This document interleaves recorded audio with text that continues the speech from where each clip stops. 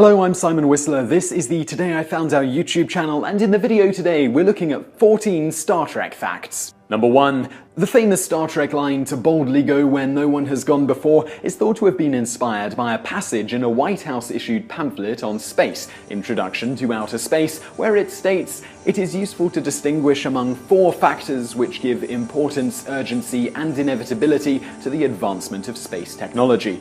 The first of these factors is the compelling urge of man to explore and discover, the thrust of curiosity that leads men to go where no man has gone before. Most of the surface of the Earth has now been explored, and men now turn to the exploration of outer space as their next objective."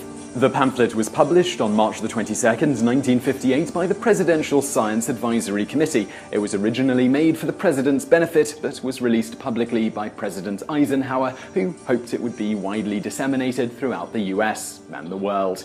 Number 2. The "Live Long and Prosper" hand gesture is a slight modification of the Hebrew gesture forming the letter Shin, which represents the name Shaddai, meaning Almighty, God.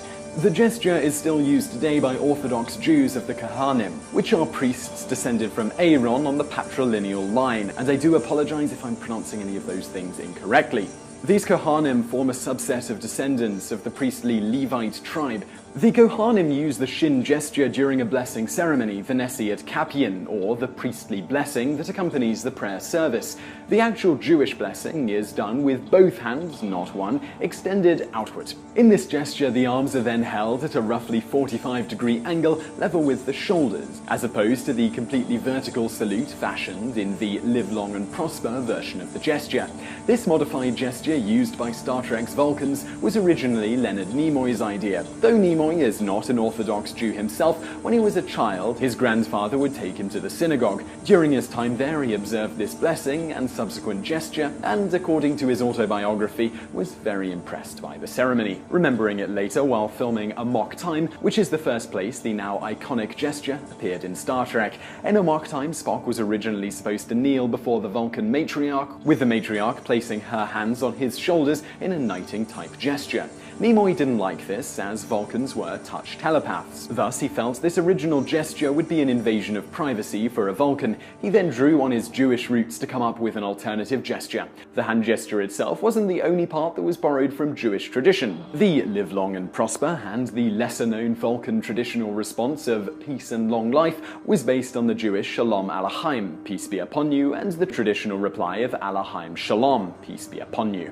Number 3. The actor who played Scotty on Star Trek, James Doohan, was shot 6 times storming Juno Beach on D-Day. Doohan, a Canadian, after leading his men through a minefield on Juno Beach and personally taking out 2 German snipers in the process, eventually took 4 rounds in one of his legs, 1 in his hands, which ultimately resulted in him losing his middle finger, and 1 in the chest. The shot to the chest likely would have been fatal, except that he had a silver cigarette case there, given to him by his brother, which deflected the bullet.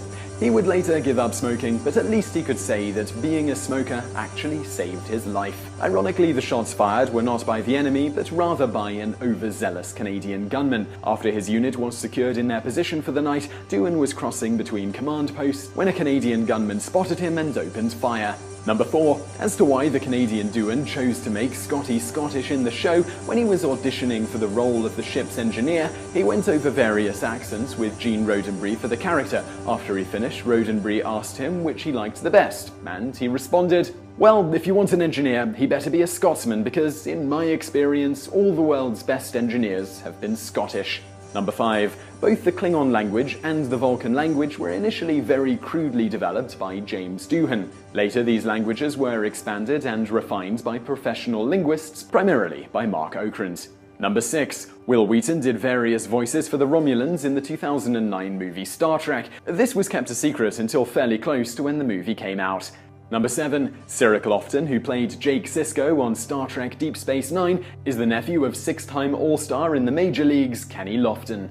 Number 8. Leonard Nimoy was the one to come up with the Vulcan nerve pinch. In the first episode this showed up, Spock was originally supposed to club evil Kirk over the head, knocking him out. Nimoy thought this was inconsistent with Spock's personality. He felt a non-violent nerve pinch would be more fitting with the Vulcan's ability to be able to emit energy from his fingertips. This energy, when applied to the correct nerves of a human, would then render the human unconscious. Number 9. The actress who played T'Pau, Celia Lovsky, couldn't do the Vulcan live long and prosper hand gesture, which was a problem in the filming of Amok Time. In order to get around this issue, they simply filmed her hand starting below the camera frame. She'd then use her other hand to get the one hand into the proper position. She could then hold it for a couple of seconds before losing it. Number 10. When Whoopi Goldberg first learned that they were making a new Star Trek series, The Next Generation, she got LeVar Burton, Geordie LaForge to ask the producers of the show if she could have a part because she had been a huge fan of Star Trek since she was a little girl. She was particularly enamored by the character of Uhura, who was the first main character of any TV series to be black. Goldberg even stated when she first saw the character of Uhura on the show that she yelled, "Mama, there's a black lady on TV and she ain't no maid." The producers initially ignored Goldberg's request as they didn't think she was serious in wanting to be on the show. They later learned she was indeed set on getting a part after she approached them directly when Gates McFadden briefly left the show. Number 11. The planet Vulcan is stated to be just 16 light-years away from Earth. If this were true in real life, that would probably put it in the trinary system 40 Eridani, which is 16.45 light-years from us. Number 12. In the first 2 seasons of Star Trek The Next Generation, you'll notice that their uniforms are extremely tight. These uniforms were made of one-piece spandex. To make matters worse, the suits were intentionally sized too small so that they'd stretch extremely tightly over the actors' bodies and not have any wrinkles. The actors hated them, and eventually Patrick Stewart's chiropractor told him that if he kept wearing them, it would cause real and possibly permanent damage to his spine. Hence, in Season 3, the uniforms were switched to being 2-piece, less form-fitting, and made of wool. Obviously, Counselor Troy still often wore tight spandex, thankfully. Number 13. You may have noticed that the number 47 pops up a lot in the Star Trek franchise. This is because one of the writers and producers of Star Trek The Next Generation, Deep Space Nine, and Star Trek Voyager, Joe Menosky, had a mathematics professor in college, Donald Bentley, who used to joke that all numbers are equal to 47. This quickly became a running gag on the show. If you didn't notice it before, you'll certainly notice it now when watching Star Trek. Number 14. No one in the original Star Trek show ever stated the words, "Beam me up, Scotty."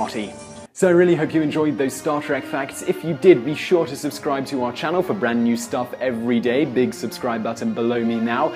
Also, if you liked this one, you'll probably like a couple of our other videos, which I'm going to link to on the right now. And if you did enjoy this video, please do give us a like. It really helps us out. Thanks for watching.